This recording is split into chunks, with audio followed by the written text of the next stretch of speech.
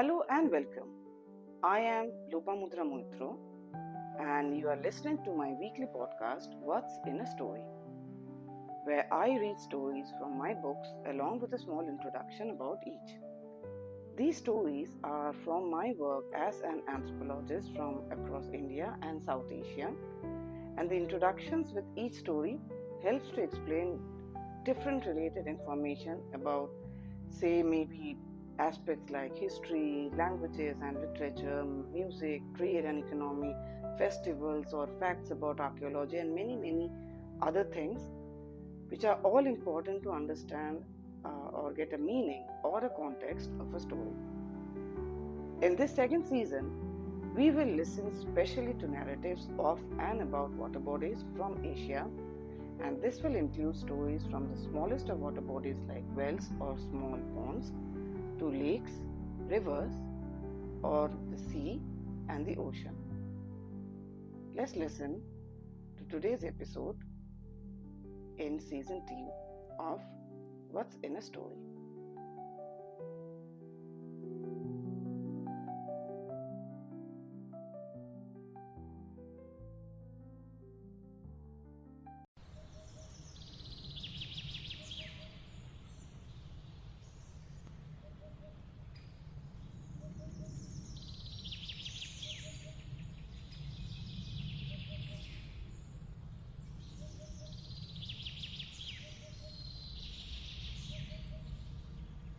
About today's story. The title of today's story is How Bonbibi has been protecting the Sundarbans, and I read the story from my book How the World Was Born, Wondrous Indian Myths and Legends. Now the deities Bonbibi, Dakkhin Rai and Gazi are generally placed together.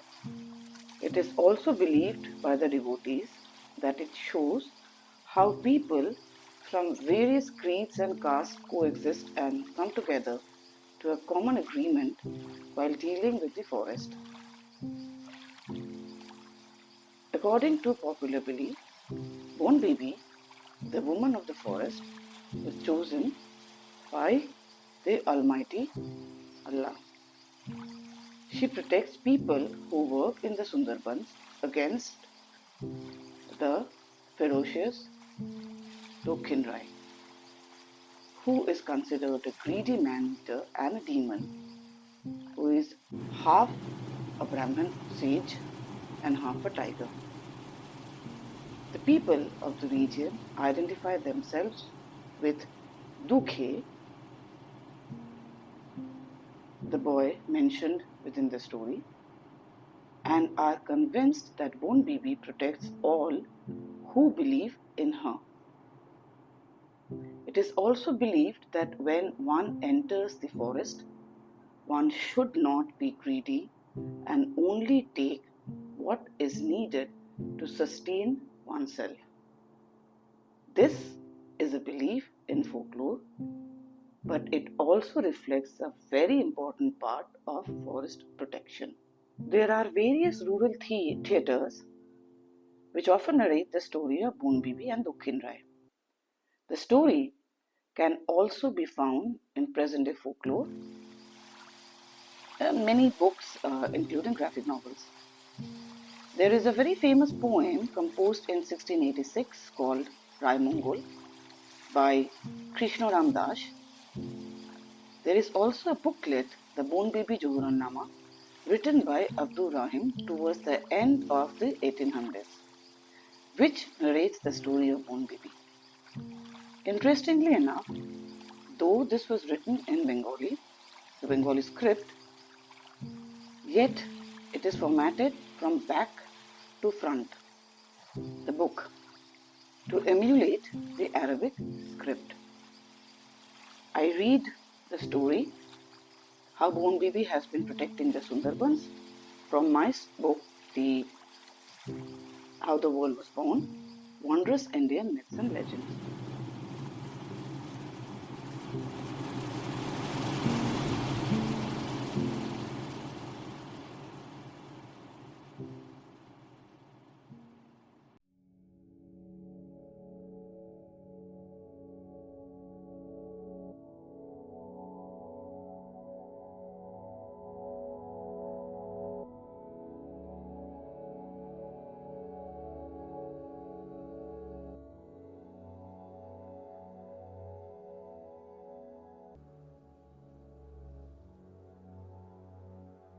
follows the story how Bonbibi has been protecting the Sundarbans in the Bay of Bengal region.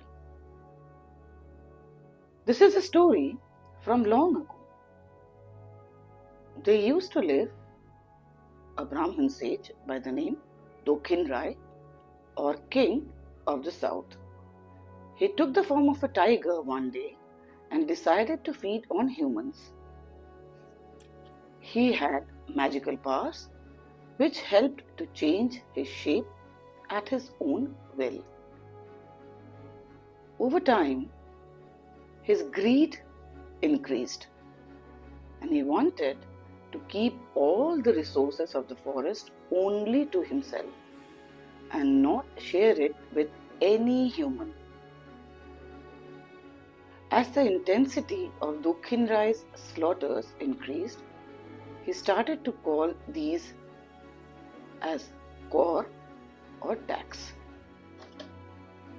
suggesting that he was making the humans pay, as the jungle was rightfully considered as his jungle, his area. His arrogance and greed knew no bounds, and he claimed that he was the master of the whole Sundarbans mangrove area and all the beings inhabiting it, including the 370 million spirits, demons and tigers.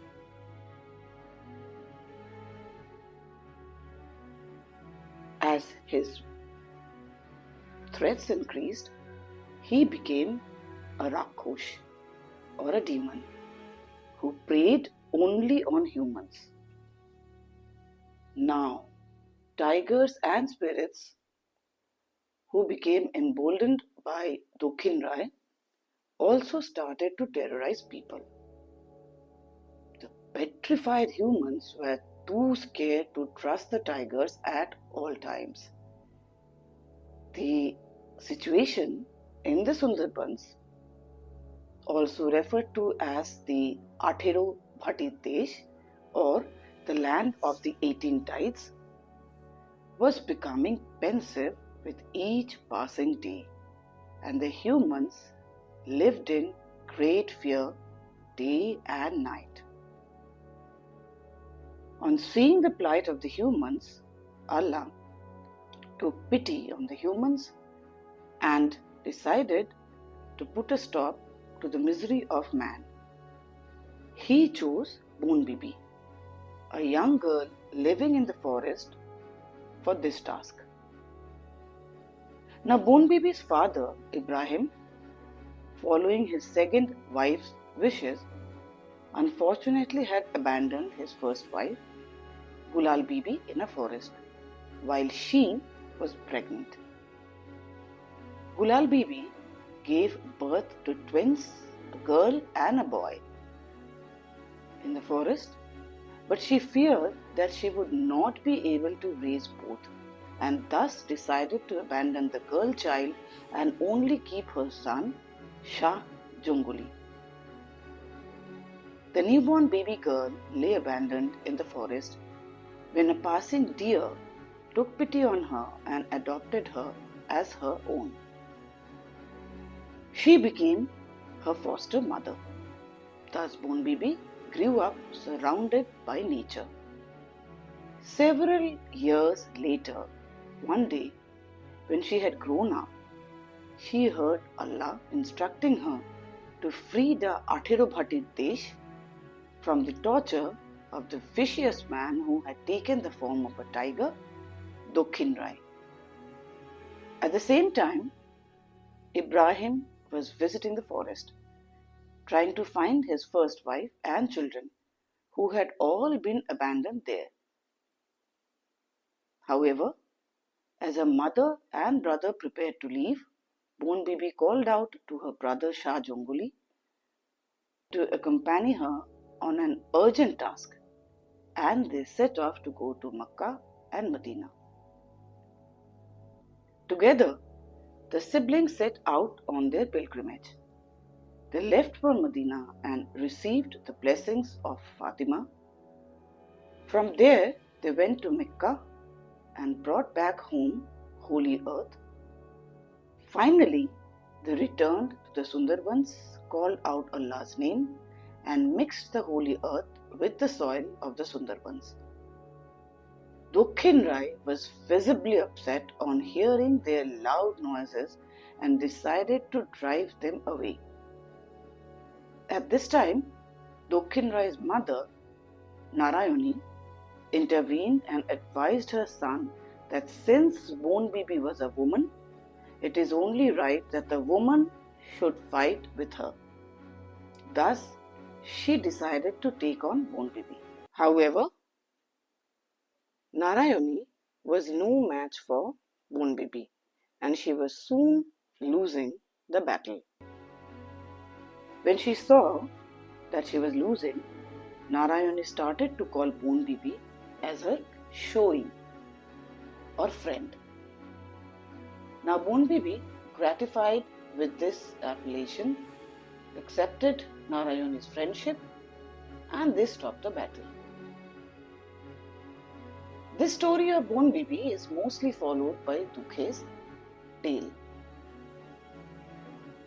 Dukhey, literally meaning someone who is sad, was a young boy who used to live with his widowed mother, grazing other people's animals. One day, Dhona, who was his village uncle, lured him into joining his team to work in the forest as a honey collector. Now, Dhona was also a wealthy man, and his name signified Dhon or wealth. Though Dukhey's mother was at first reluctant to let him go to work in the forest, she agreed finally, however, with a promise that he should call out to Ma Bonbibi if he meets with any danger. The team left for the forest but was unable to locate any beehive. Dakkhin Rai appeared in front of Dhona, the uncle, and promised him 7 boats full of honey and wax if he could give him Dukhey in return. Dhona deliberated for a few moments, but the offer sounded too enticing to him. He left Dukhey on the banks of Kedukhali Island and sailed off. Poor Dukhey, he was left all alone on the island, and Dakkhin Rai, finding an opportune moment, got ready to pounce on him. But just as he was about to be devoured by Dakkhin Rai, he called out to Bonbibi just as his mother had instructed him. Bonbibi immediately came to his rescue, and she sent her brother Shah Jombali to beat up Dakkhin Rai. Now Dakkhin Rai, in great fear, ran for his life to his trusted friend, the Gazi, who was a peer. The Gazi gave him wise advice that Dakkhin Rai should call out to Bonbibi as mother and also ask for her forgiveness. The Gazi then took Dakkhin Rai to Bonbibi and pleaded on Dakkhin Rai's behalf. Bonbibi listened carefully and, showing deference to the Gazi's words, accepted the apologies. She also accepted Dakkhin Rai as her son. Now, seeing that Bonbibi was finally appeased, Dakkhin Rai did put in a wise word. He stated that humans cannot be considered as the supreme being of all and given a free rein, for if that is allowed, then there will be no forest left at all. To be fair and ensure that Dakkhin Rai and his retinue of tigers and spirits stop being a threat to humans and vice versa, Bonbibi made Dukhey, Dakkhin Rai and Gazi promise each other that they should consider each other as brothers and always act and behave amicably. She accomplished this by making Dakkhin Rai and Gazi part with some of their wood and gold respectively, and making Dukhey promise that he and the rest of mankind should only enter the forest with a Povitro moon, that is, a pure heart and mind, and also Khali Hate, that is, empty handed.